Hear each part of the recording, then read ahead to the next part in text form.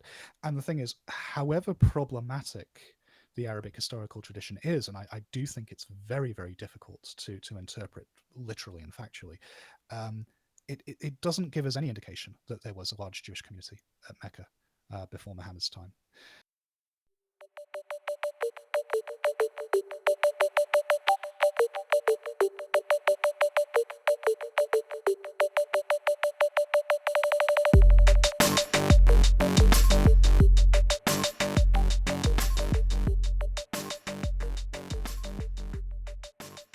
Hello and welcome to the fifth and final episode for our pilot series of the Abbasid History podcast.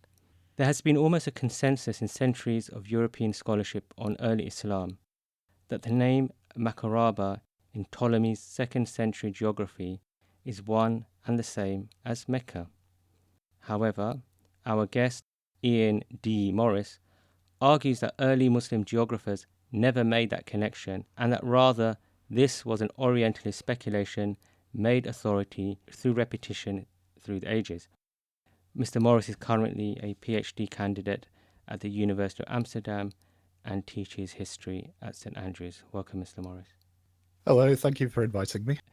Okay, Ptolemy, the 2nd century geographer, was based in Alexandria. What else do we know about the man? Well, almost nothing. As you say, he was based in Alexandria, which was an intellectual hub of the Greek-speaking world at that time. But there are no early biographies about him. He didn't write very much about himself. He's a bit of a mystery. But his scientific writings, especially on astronomy and geography, really helped to shape the direction of science in Europe and the Middle East for over 1,000 years. And what we're concerned with in this article is his geography, which is a remarkable piece of work. Ptolemy tries to measure out the dimensions of the Earth, establish a system of coordinates, and list all of the noteworthy places and peoples of the world. And it works pretty well because when you feed all of those coordinates into a map, it does look like a map of the world. It's just a bit squashed. He's often cited by early Arabic authors as an authority, but there also appears to be some inconsistencies in the way they cite him. Yes, a lot of Ptolemy's original information seems to get lost in the Arabic writings in the Middle Ages, and a lot of information that we can't trace to Ptolemy in his original works is misattributed to him. The reason for that, I think, is that the medieval Arabic writers didn't have original copies of Ptolemy's geography. What they had were adaptations of adaptations of adaptations. And this leads to some very strange situations. When it comes to Macoraba, Macoraba it's a place name that Ptolemy puts in the west of the Arabian Peninsula, more or less where we'd expect to see Mecca. And the geographer Yaqut al-Hamawi, who wrote around the year 1200, quotes Ptolemy on the location of Mecca and gives coordinates. So we would expect those coordinates to be the coordinates of Macoraba, and they're not. In fact, those coordinates don't line up with anything in Ptolemy's geography. We don't know where he got them from. In fact, looking through all of the medieval Arabic geographies, we can't find the name Macoraba, and we can't find those exact coordinates that Ptolemy gives at all. And for those of us who are not very good at geography, explain to us how coordinates work. Essentially, Ptolemy measures out the shape of the Earth, and he divides it up with a load of equally spaced lines running north, south, and east, west, just as you see grids on modern maps and atlases. Every line is a degree. So if you start at the Atlantic Ocean and count eastward, there are just over 73 degrees until you reach Macoraba. And counting from the equator and moving northward, it has a latitude of 22 degrees. So we can say Macoraba has a longitude of 73 degrees and a third, and a latitude of 22 degrees. And this system makes it really easy to work out where places are in relation to each other, because if something has a higher latitude, that means it's further north, for example. And in the geography itself, Ptolemy mentions a place called Lathrippa, which his coordinates place further north than Macoraba. Lathrippa seems to be what used to be called Yathrib, modern Medina, and that is further north than Mecca. So the coordinates are, more or less right in that regard. It's just weird then that the medieval geographers never seem to have noticed. A question just occurs to my mind. Did Ptolemy regard the world as round? Yes, he did. Let's contextualize your thesis. You locate interest in historical geography by European humanists in a wider context. Would you like to explain that to us? Yeah. So, as your listeners probably know, in the early modern period, humanistic scholarship was recovering and recentering um, ancient Latin and Greek sources. And they were using these sources to create a fuller understanding of the ancient world, and also as sources for science. So Ptolemy, of course, would be a major source for the science of geography, how you actually go about doing geography. They used Latin and Greek sources to try to map out the ancient world as accurately as they could. So historical geography became a really important discipline for the humanistic scholars around about the 16th century. And what happened then was the uh, the Western European interest in physical space became supercharged because of all sorts of historically specific processes taking place around that time. Zur Shalev, whose work I've used quite a bit in this article, and whose name I've managed to misspell throughout it, which is a bit embarrassing. He's called this the spatial turn. It's something that happens to the Western European consciousness after the Middle Ages. You've got the encounter with the Americas, which is forcing people to, incorporate a huge amount of new geographical data. The rise of massive ocean spanning empires with people and goods transported all over the place, wars on various continents. You've got territorialization. The early modern states are really starting to think in terms of hard borders that can be noted on maps and contested. And you've got printing technology that makes it possible to churn out identical maps for the first time ever. And at the same time, there's the Reformation, which is a huge intellectual challenge to scholars to go back to the biblical texts and reinterpret them from first principles.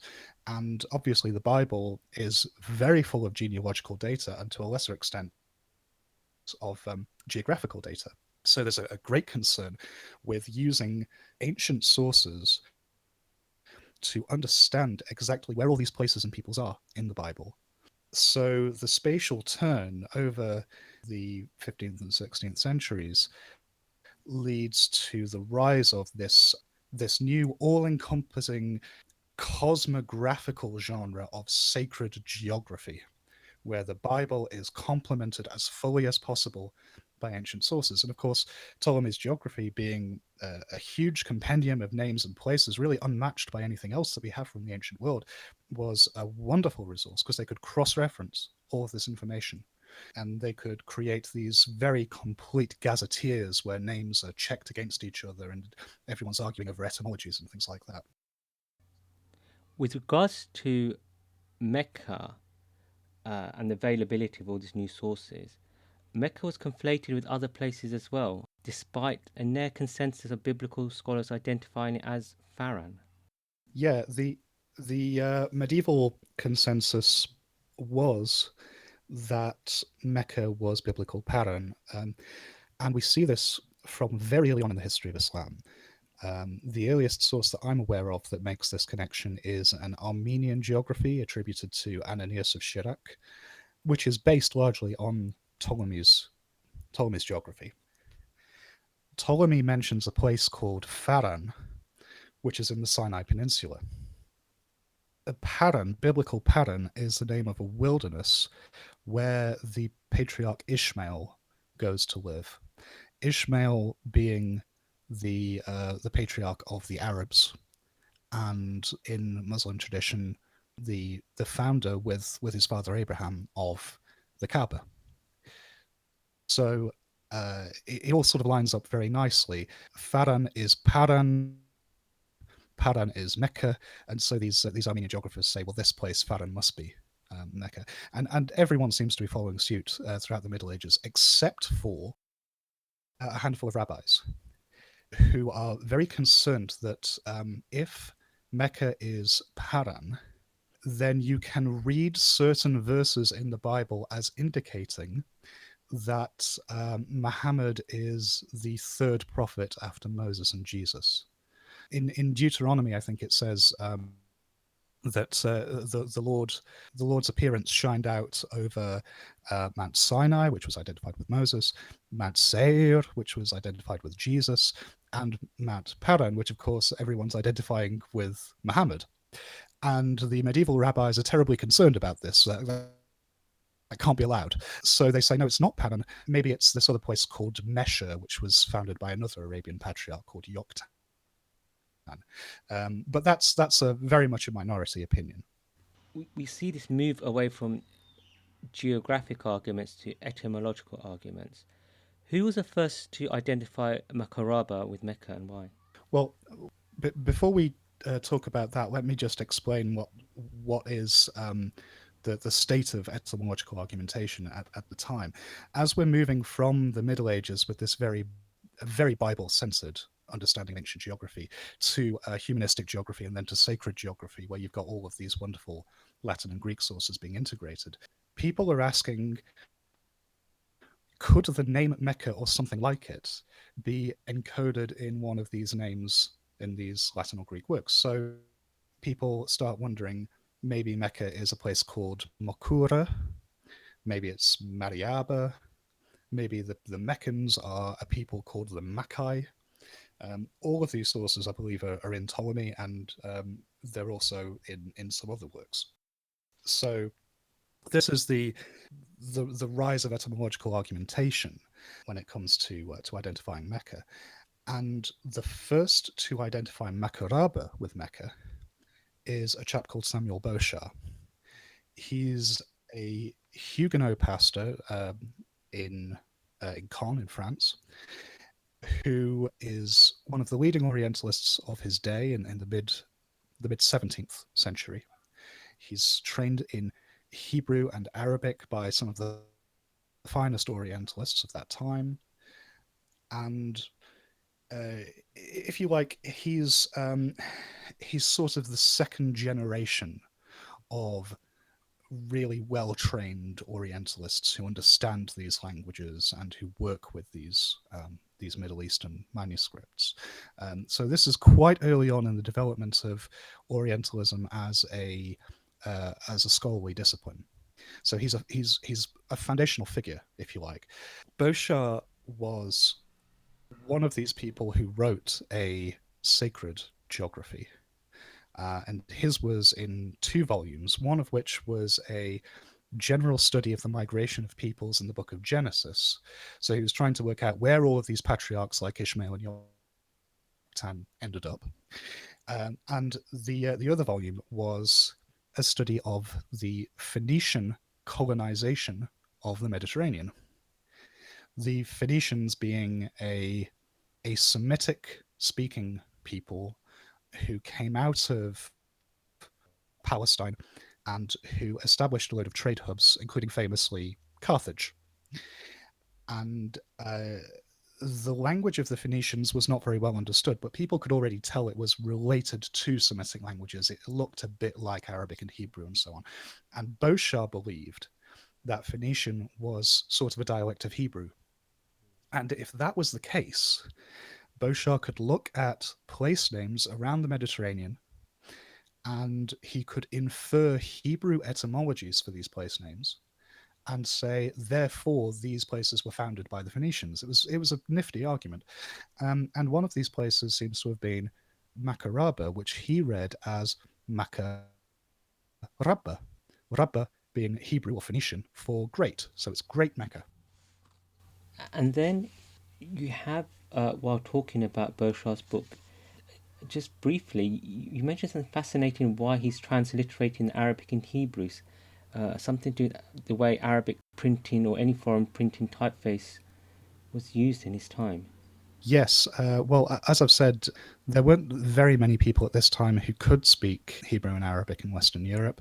Orientalism was quite a new discipline, and so Arabic typeface for mechanized printing was very new. It did exist, and there are indications that Beauchamps' publisher managed to get an Arabic typeface from one of the leading sort of engineers of that time. Um, but if they did have it, it was confiscated by the authorities in Normandy. The reason being, uh, the French state was very suspicious of Protestants. It was quite jealous of foreign typefaces and wanted to control them really tightly. And so when Beauchamp was writing a sacred geography from presumably a Protestant perspective using an Arabic typeface, that was seen as terribly threatening intellectually. So they stole it. And Beauchamp had to do what lots of people did at that time, which was he wrote Arabic words using Hebrew letters because they were just easier to find. And this remained a sort of acceptable standard for a couple of hundred years. You know, it's not unusual to see early modern works where languages like Arabic and even other Semitic languages are written with Hebrew characters. So, Beauchamp's etymological analysis, like with social media, becomes more authoritative with every retweet and share in the burgeoning encyclopedias and other works of the 18th and 19th century. You also mentioned in the article some real delightful details about how this conflation of Macoraba and Mecca also appears in popular fiction too. Yeah, well, historical literature has always been very popular in the modern era, and the earliest case I've seen of this is a French novel called The Travels of Cyrus by Andrew Ramsay, which came out in 1727 and was wildly popular, translated and reissued many times. And Ramsay has the Emperor Cyrus, the Persian emperor, travel through Arabia and go by a city called Macoraba, which is obviously picked up from Ptolemy.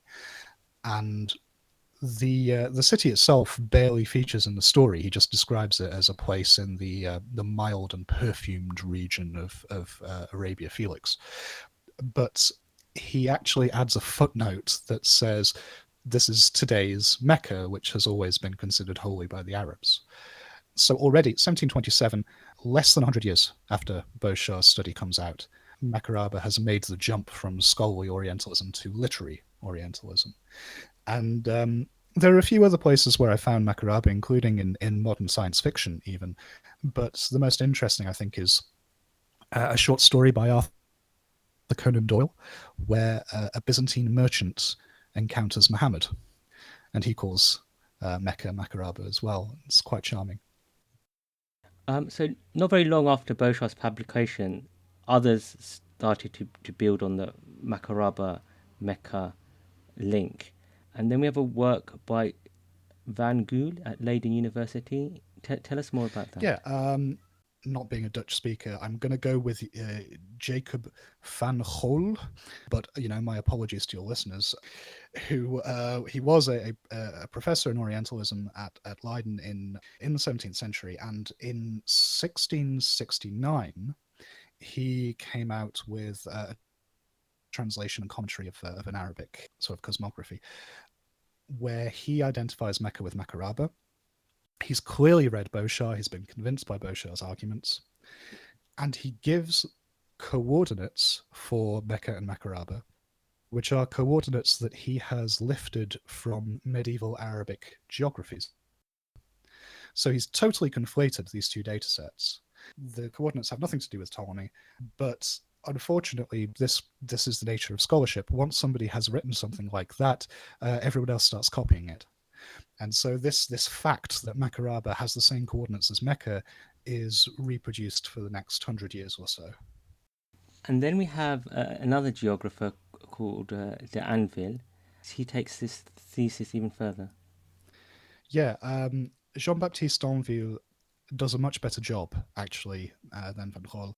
He's writing, I think, about 100 years after Van Gogh, and he recognizes that the coordinates are not quite right, but he still thinks that Macoraba is Great Mecca, Macoraba, and he wonders if there might be a connection to a couple of places mentioned in the Bible, which are Rabbath Moab and Rabbath Ammon. Donville interprets this element Rabbath, which is the same word as Rabba, just in the construct form, as meaning a capital city. So Rabbath Moab is the capital of Moab. Could it be then that Mecca Rabba is Mecca the capital? Well, so he puts that out in a geography of the Red Sea in 1766. And while Donville is very, very influential, that particular hypothesis never gets picked up as far as I can see. However, 100 years later, again, in 1875, the same idea is floated by an Orientalist at the University of Bern called Alois Sprenger. Sprenger tries even to connect Macoraba to a place named by Pliny the Elder in the first century, Mariaba-Baramalacum, which is a bit of a mouthful. And Sprenger argues that Mariaba-Baramalacum is Mecca, the capital of the Banu Malik tribe, which is absurd for all sorts of reasons, which I'm not going to go into, but just linguistically, historically, it's just complete nonsense. And the only person that I've seen actually comment on this sort of 50 years after Sprenger says, well, it can't be taken seriously. And I agree, it can't be taken seriously. But it is noteworthy that we still have Orientalists 100 and 200 years after Beauchamp original idea, trying to connect Macoraba to the Bible and integrate biblical evidence with these Greek and Latin texts.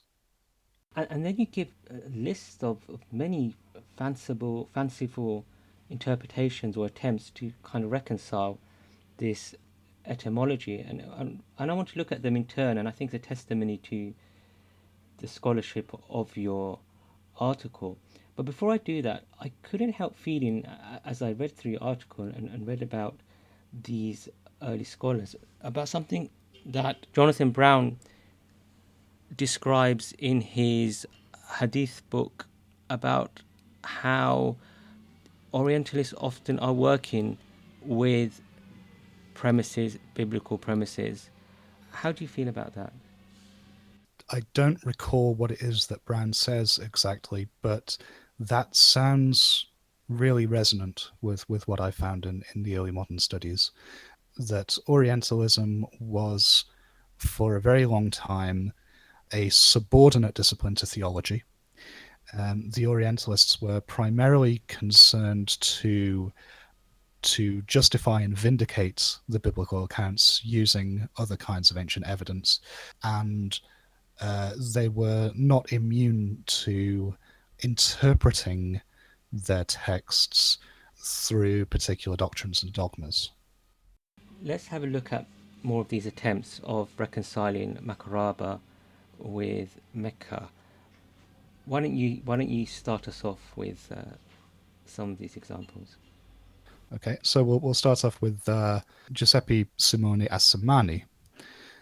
His name I've given as Italian there, but actually he was Lebanese.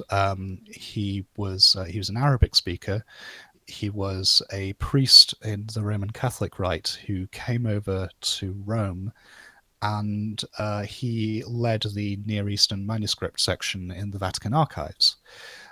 So he was a really interesting chap at a time when the Orientalist study of manuscripts was. It had been around for a while, but they were still sort of struggling to establish basic facts.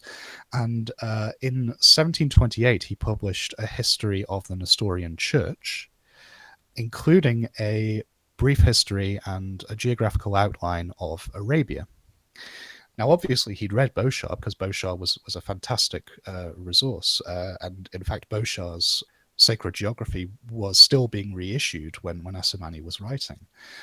And he offers Boshar's interpretation of Macoraba as Great Mecca.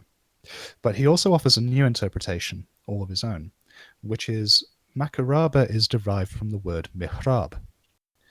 Obviously, those of us who are Muslim or Islamicists will know a mihrab is normally the niche in a mosque that signals the direction of prayer. But it also has another usage very early in the history of Islam, even in the Quran. It seems to mean sort of an oratory, a place where one would go to pray. And this actually is a fairly coherent solution because Asamani points out that another name for Mecca is Bacca, and Bacca may be related to the idol Bacchus, which Orientalists of that time thought that the ancient Arabs might have worshipped. So if Bacca is named after the idol Bacchus, then maybe Macoraba is named after the temple where Bacchus was worshipped.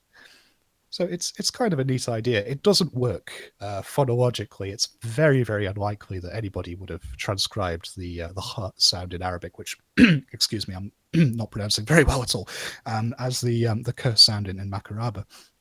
But it becomes another sort of accepted hypothesis that appears in the literature for another 100, 150 years after that.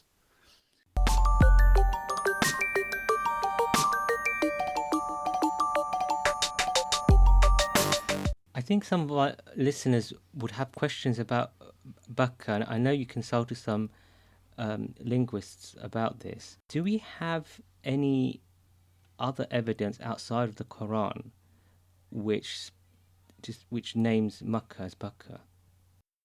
The only other sources we have that call Mecca Baka are derivative of the Muslim tradition.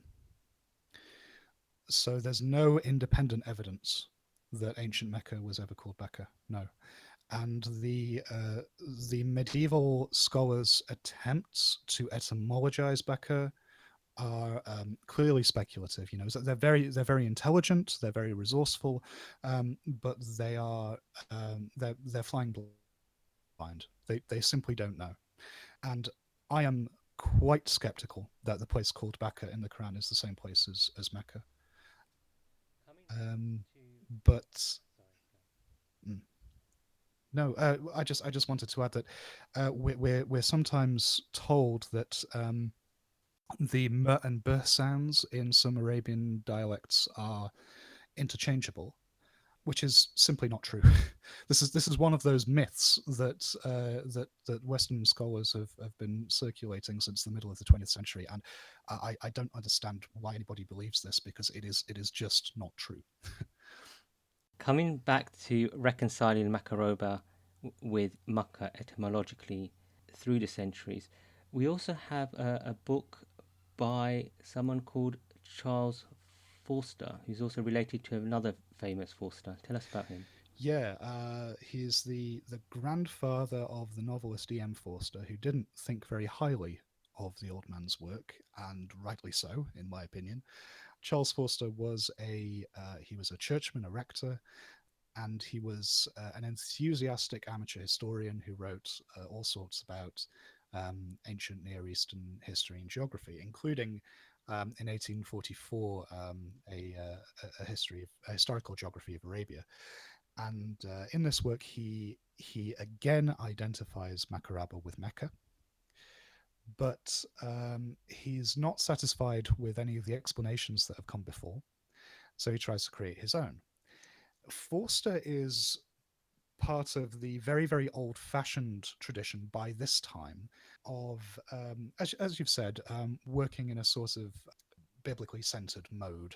He's terribly concerned to use the ancient sources to support his reading of the Bible, and he fully accepts that the Arabs and therefore the early Muslims are the descendants of Ishmael, and he tries to argue that the Ishmaelites are the same people as the Qedr, who are quite warlike, he thinks, and so he identifies those with the Harb tribe, harb meaning war.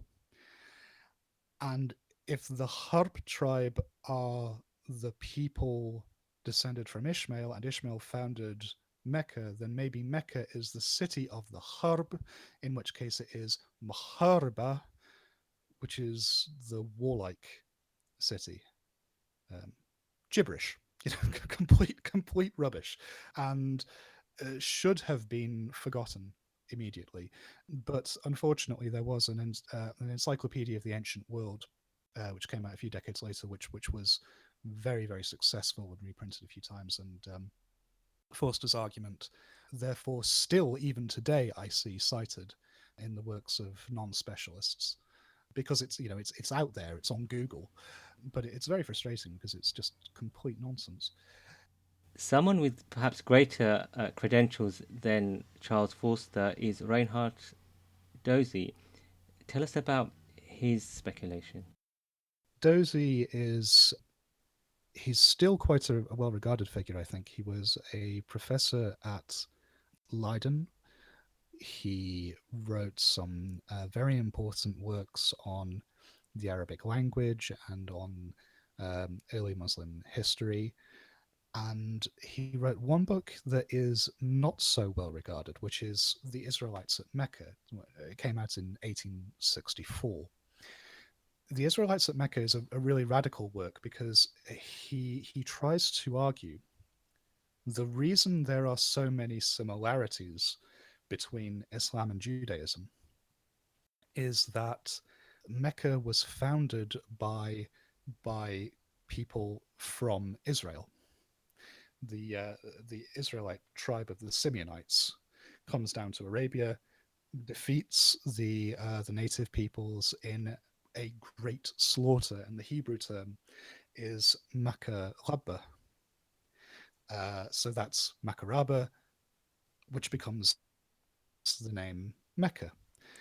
And Dozy's solution is really an attempt to get around the problem that Mecca doesn't seem to have been founded early enough, according to Arabic tradition, to have been known to people like Ptolemy. But if the name Macoraba, the site of the Great Slaughter, was known before the town, then you solve that problem because the town was built on that site later on. Dozy's entire book was panned by pretty much everyone. There were a few glimmers of support here and there, especially in the Netherlands, but mostly rabbis were very upset with it. Orientalist scholars were not at all convinced by his arguments. So that argument didn't take off. However,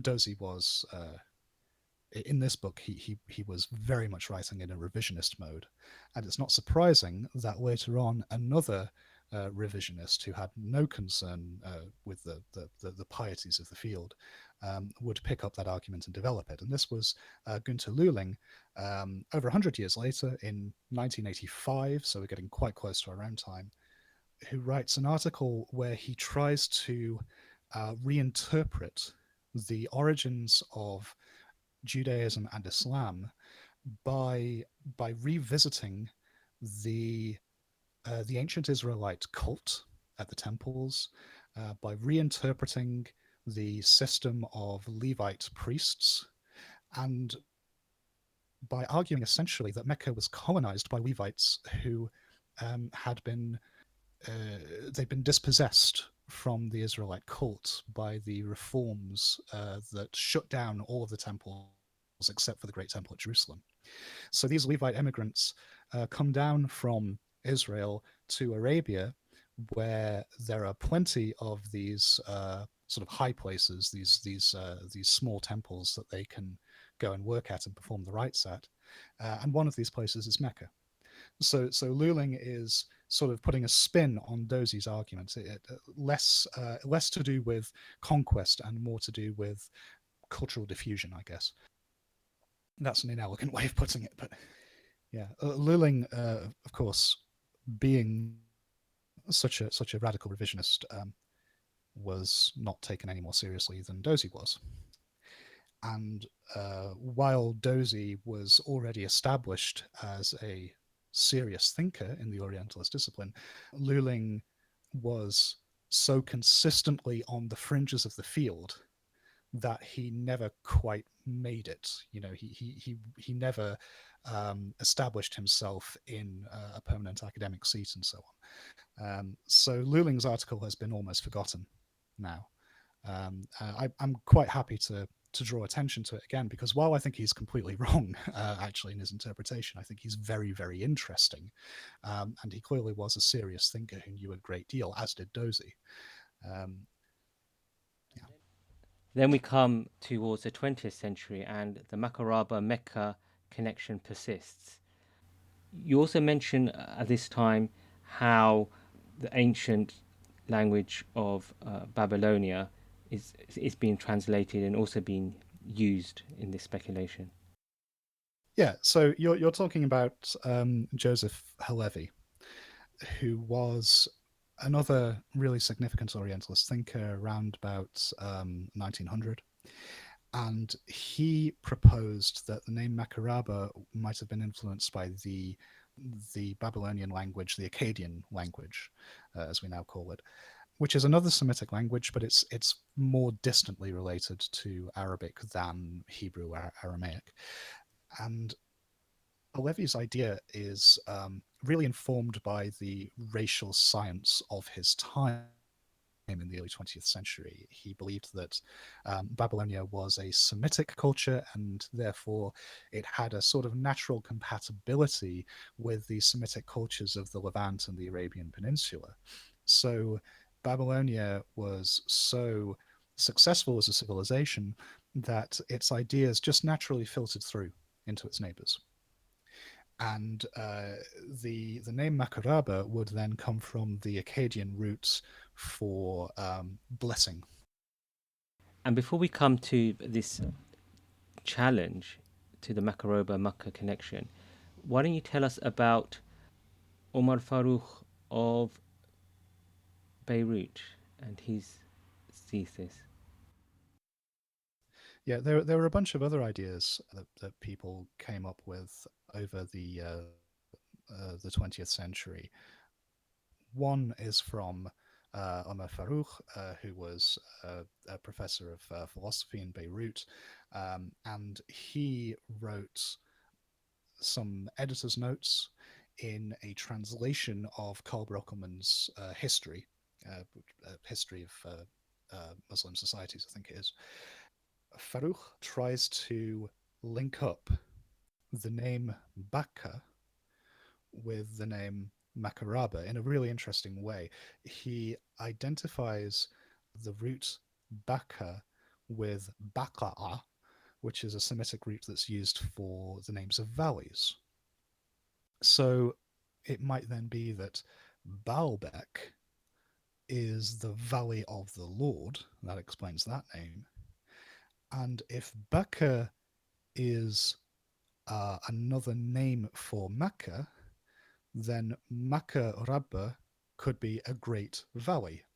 Or alternatively, Mecca of the Rab would be valley of the Lord. This doesn't work. That you can't just equate k with k and that sort of thing. This is really bad linguistics, but it's an interesting attempt at solving the problem. And we have loads and loads of really small hypotheses like these. I'm sure that I've not managed to collect all of them, but I'm not satisfied with any of them because they all rest on these really faulty assumptions about linguistics. And then we come to the 1970s and we see this first serious challenge to this Macoraba-Mecca connection, amongst other ideas of early Islam. Yes. Before we come to that challenge, we should acknowledge the current reigning hypothesis, which is in ancient South Arabian. And this idea was one of these that was born out of major advances made in the 19th century. We've mentioned Akkadian, but also ancient South Arabian as a language or a family of languages was deciphered in the middle of the 19th century.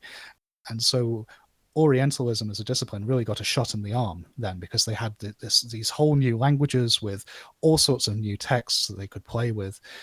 And the study of early Islam obviously was much enriched by the discovery of new Arabian languages. So, in the later 19th century, it was hypothesized that the name Macoraba, which is Mecca, everyone agreed, would be derived from the ancient South Arabian word makrab, maybe mikrab, makrub. We don't know how it's actually vocalized, but this word means basically temple.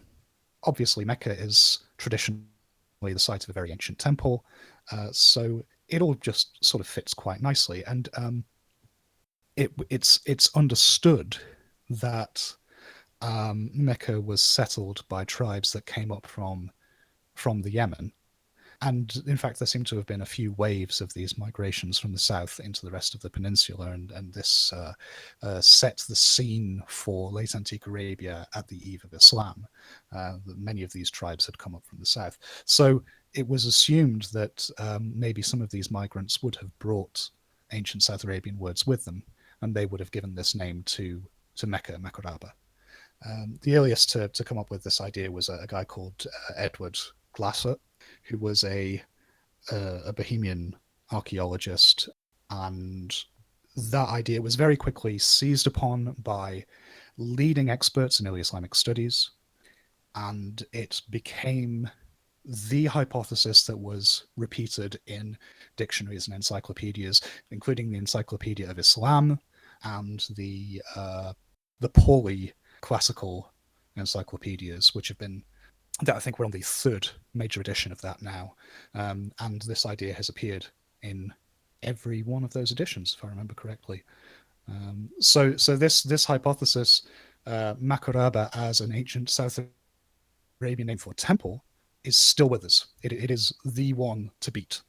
But as we've said before, you have towards the end of the 20th century people like Günter Lühling, who are quite radically revisionist, who are trying all sorts of new approaches to reinterpret the evidence and to move away from the very old-fashioned but very highly regarded positivism that Orientalist historiography has settled into.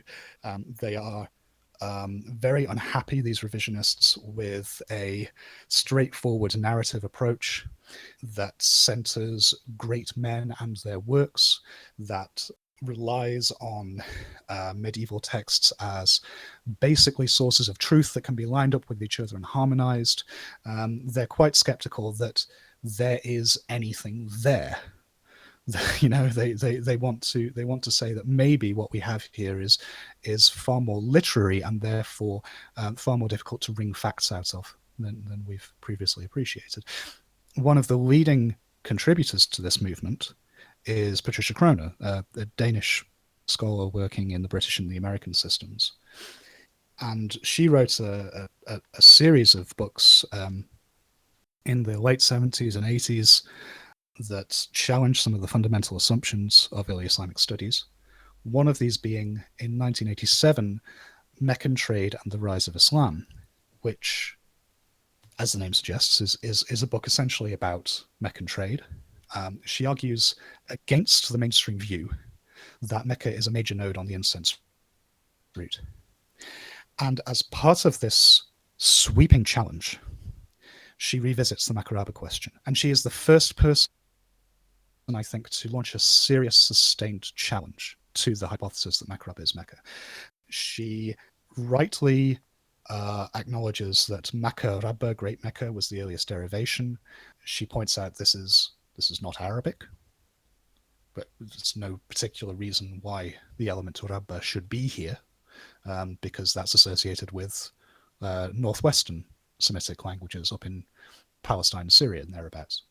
She's not at all convinced by the ancient South Arabian hypothesis, because aside from anything else, if the name Mecca is derived from something like Makrab, then we would expect there to be a geminated k, a doubled k, like Macoraba. And there's not, there's just the one Macoraba. So Krona is not satisfied linguistically or historically with the explanations connecting Mecca with Macoraba so far. If you like, she draws attention to the fact that Mecca is that Macoraba is anomalous in time and space. This is what I say in the article. People are recruiting languages from outside of Mecca to try and explain how Mecca is related to Macoraba, or they are using sources from long before Islam to try and explain a name that we don't see in the historical record until the rise of Islam. Why is it that people are looking at classical sources, Pliny and Ptolemy and so on, and not at late antique sources in the run up to Islam? Why is there this gap in the historical record? So Krona, I think, very forcefully makes this case, and yet is pretty much ignored. People continue equating Mecca with Macoraba. People aren't really swayed by her arguments. And I think part of the reason for that is that this is an argument that she makes over the space of a few pages in a much bigger book that is about Meccan trade. And it is a book about, in a broader sense, about historiography, about the sociology of new religious movements, things like that. It's a really heavy piece of work. And the Macoraba issue is such a tiny element of that I don't think people actually really noticed it. And so, what kind of responses do we have after Krona to the issue of Macoraba? You mentioned Bukharin and Bausa. Because people aren't reading Meccan trade for her opinions on Ptolemy, the reason that people do respond to the Macoraba issue is when they're responding to Meccan trade as a whole.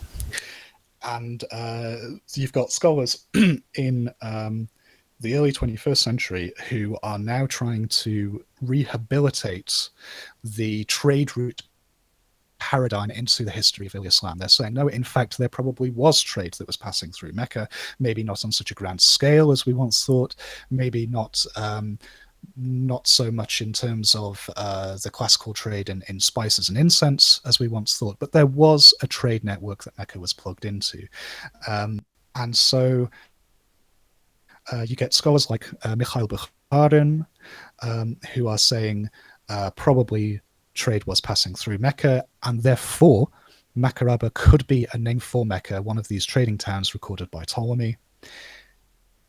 However, Bukharin does something really, really interesting. He points out that the unaspirated, the soft Greek letter kappa very rarely corresponds to the aspirated Semitic letter kaf, like in Mecca. And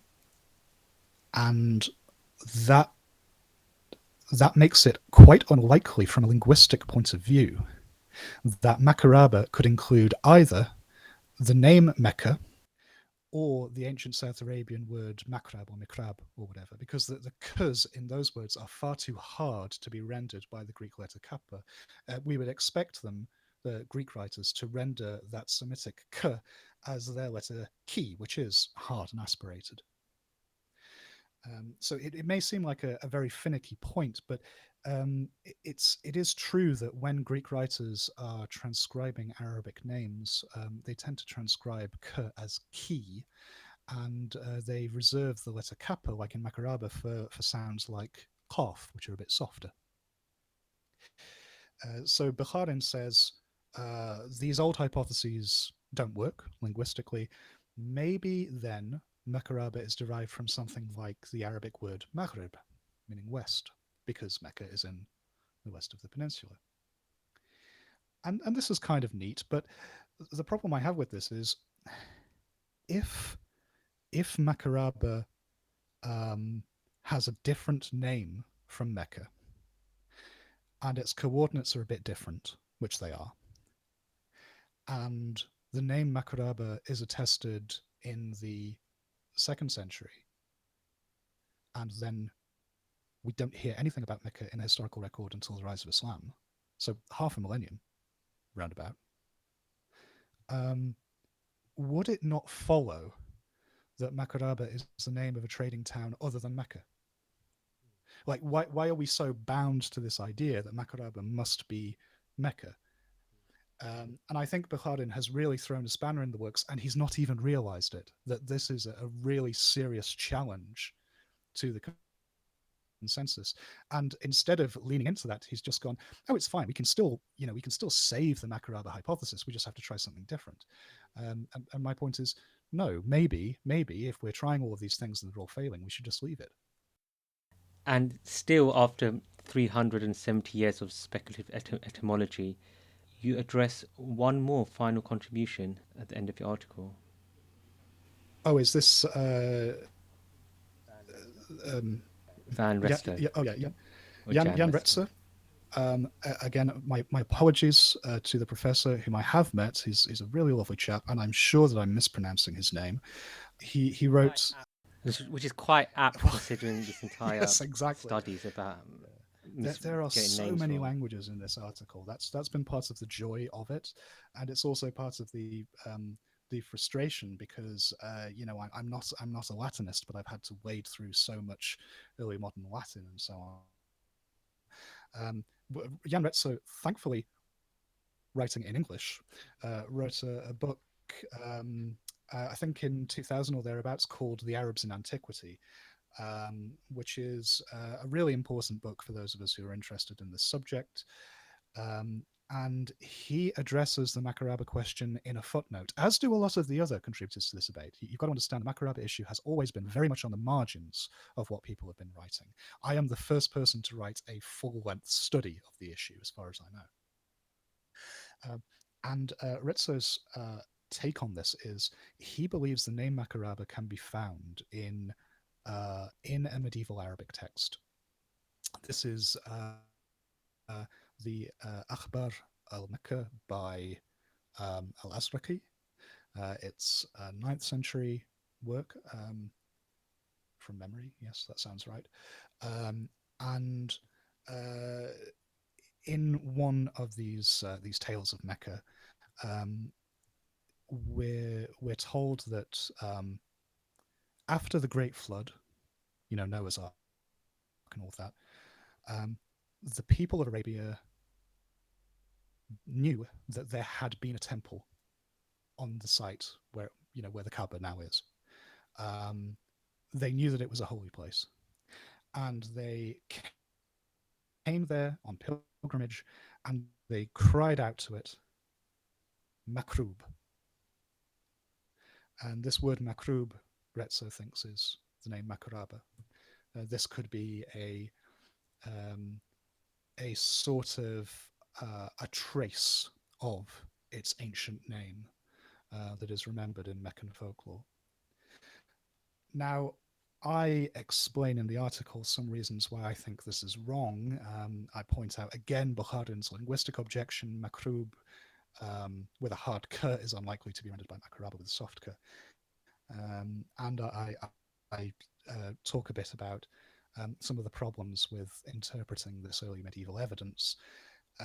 But actually, since the article came out, I've come to realize that both Retzo and I were wrong to read the passage the way that we did.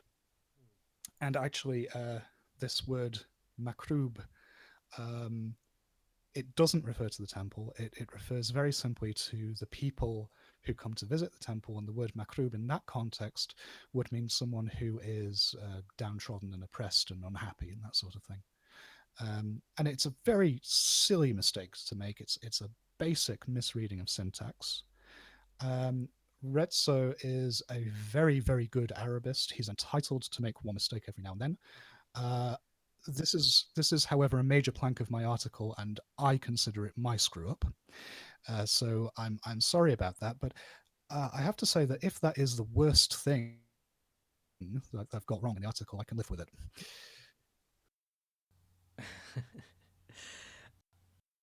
There's a question that came through social media by an anonymous person. I'm springing this on you. he says, you write that the MKRB hypotheses, quote, may no longer be tenable, end quote, because, quote, it is quite another thing to put a Jewish MKRB in the same place where no Jewish communities are attested, end quote. Are you arguing that it is unlikely that historical religious communities have existed that are not attested by extant written sources? And here's the second part. You conclude with the line, Mecca's place in Arabian sacred geography was neither ancient nor immutable, end quote. How does this conclusion follow from a lack of written sources? Are you making an argument from silence? And then he or she sends a follow-up message. I wrote those two questions in haste. Please feel free to reword them in a less combative way. Hope I get my point across okay. No, I don't think that's combative at all. I think that's perfectly fair. Well, for the first point, we didn't actually get into this earlier, but you see, another reason that the ancient South Arabian hypothesis may no longer be tenable is something that Bukharin and other writers have noted. The word Makrab, or whatever, it used to be thought that it meant a pagan temple in the Yemen, but it's now understood that it probably meant a synagogue, because the context in which that word is used is only in the period of Jewish dominance in the Yemen in late antiquity. And it's only used in contexts which are either explicitly Jewish or more subtly Judaizing, right? And this is something that one of the reviewers of my article really pushed me to put in, and I'm really glad I did, because I do think this is the nail in the coffin for that particular explanation. I don't think anyone is seriously arguing that there was a Jewish community in Mecca in the ancient world, because there's simply no trace of it. And the thing is, however problematic the Arabic historical tradition is, and I do think it's very, very difficult to interpret literally and factually, it doesn't give us any indication that there was a large Jewish community at Mecca before Muhammad's time.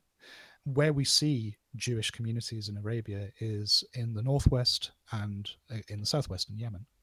But in between, no, no. And that is one of the things that I would like to see demonstrated. If people are going to make the argument that Macoraba is a Jewish name, that, for example, Macoraba, Great Mecca, is a name that was brought in by Aramaic-speaking Jews, I would like to see evidence that there was an Aramaic Jewish-speaking community in Mecca. It's not this is not an argument from silence. This is me demanding the evidence to support the hypothesis. And I think the null hypothesis is valid in this case, just saying, well, we don't have any particular reason to think there were Jewish communities there, so we're just not going to accept this argument. Well, Yeah. thank you for responding to that, and thank you to our What listener was for the sending other that in. point about? That was the last point as well. You conclude Okay, good. that how does this conclusion follow from a lack of written sources? Yeah. Are you making an argument from silence? Your research has attested the many to the role of digitization in present day research. Could you tell us about some of the websites or databases that you used during your research? You mentioned Google, but obviously, apart from that. Yep. Well, let's mention it again because it is very, very important. Google Books has been a marvelous resource for me. If it's out of copyright, there's a pretty good chance that you can find it. Lots of Orientalist scholarship has ended up on Google Books. Other really great resources are Menadoc, Menadoc, which is hosted by the University of Halle-Wittenberg. It's in German, but they have all sorts of texts in various languages from early modern Orientalism. The French Bibliothèque Nationale is pretty good. There's something called Early English Books Online, which is hosted by ProQuest. So if you've got ProQuest membership, I think you should be able to access it. Also, the Bodleian Library at Oxford has, it has the right, as I understand it, to a copy of every copyrighted book in the UK, and it has the most extraordinary collection. So if you're in doubt, just having a Google on Solo, SOLO, which is the Oxford Library Search Engine, that can give you titles that you didn't know existed, and it can sometimes even give you digitized copies of things. It's definitely worth doing that, even if you don't have Oxford membership. Archive.org, legally maybe a bit dicey, but a lot of stuff gets re-uploaded there. It's absolutely worth checking archive.org. Again, if it's been out of copyright for a few years, the chances are it's been put up somewhere and then relocated to archive.org. And for the work on Arabian inscriptions, because I really wanted to rule out that Macoraba was a name that appeared in ancient Arabian inscriptions. I had a look at the Digital Archive for the Study of Pre-Islamic Arabian Inscriptions at the University of Pisa and the Safaitic Database Online at the University of Oxford. These are both marvelous resources, and I think we're going to see more and more of this sort of ancient Arabian database popping up because the things that they're discovering now are just mind blowing and could well sink my entire thesis of this article in in the coming decades. If that happens, well, good, because that's how science progresses. I'm personally always interested in the philosophy of history on the whole, especially for what it speaks to our pressing present day concerns, which is well beyond the remit of this specific podcast. You embarked upon examining prior works in what you describe as the spirit of genealogy. You say by historicizing Orientalist scholarships on Macoraba, we may learn to see more clearly the roadmaps, and then you put this in italics, and horizons we have inherited. Tell us more about this line of thinking. What inspired you? Well, I've been thinking in genealogical terms for a while. I was employed a few years ago on a Marius Skłodowska-Curie project called Power and Institutions in Medieval Islam and Christendom, which, as the name suggests, looked at the way institutions developed in medieval Europe and the Middle East in comparative contexts, and genealogy as a way of studying the evolution of institutions is quite illuminating. For those who aren't familiar with this theory, genealogy is it's a method of dealing with changing ideas and institutions that was pioneered by Michel Foucault. Obviously, we all know that ideas change over time, but what we tend to lose sight of is the fact that the way ideas change can be conditioned by the historical moment. So if we examine how an idea looks in each stage of its evolution in the broader context of material and intellectual conditions, then we can see how ideas are sort of redirected and adapted.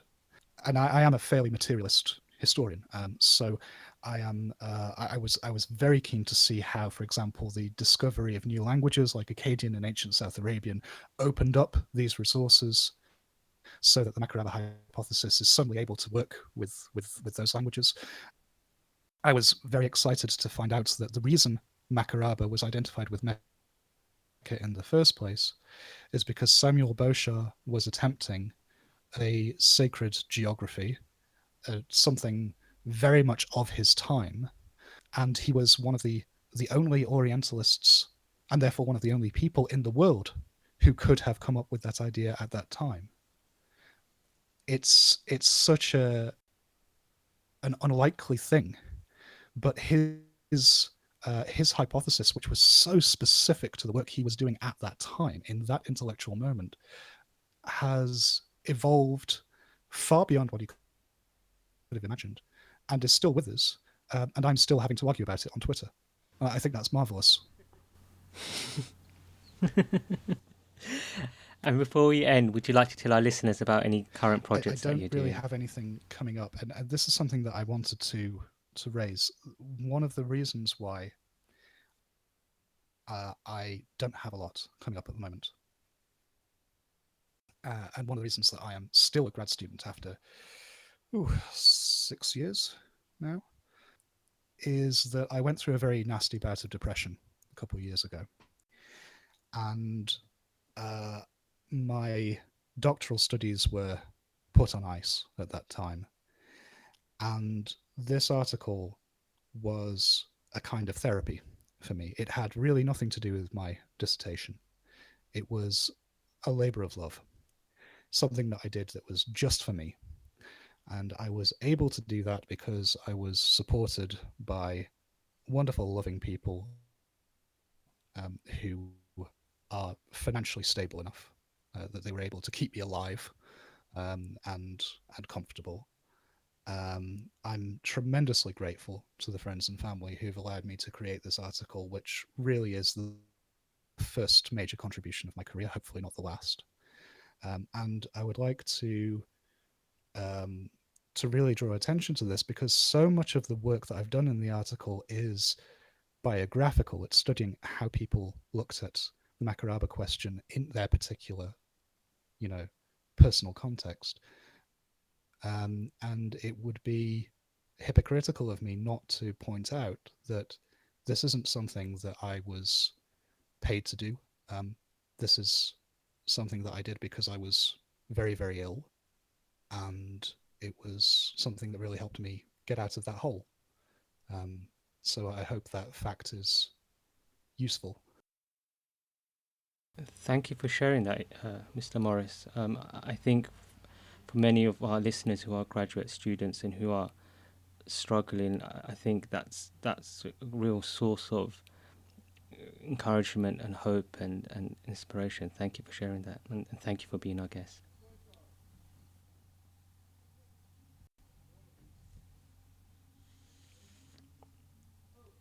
Yeah. And Is there anything else? Hello. Okay. And that's Okay. it. That's it. Thank you so much for your time. That last bit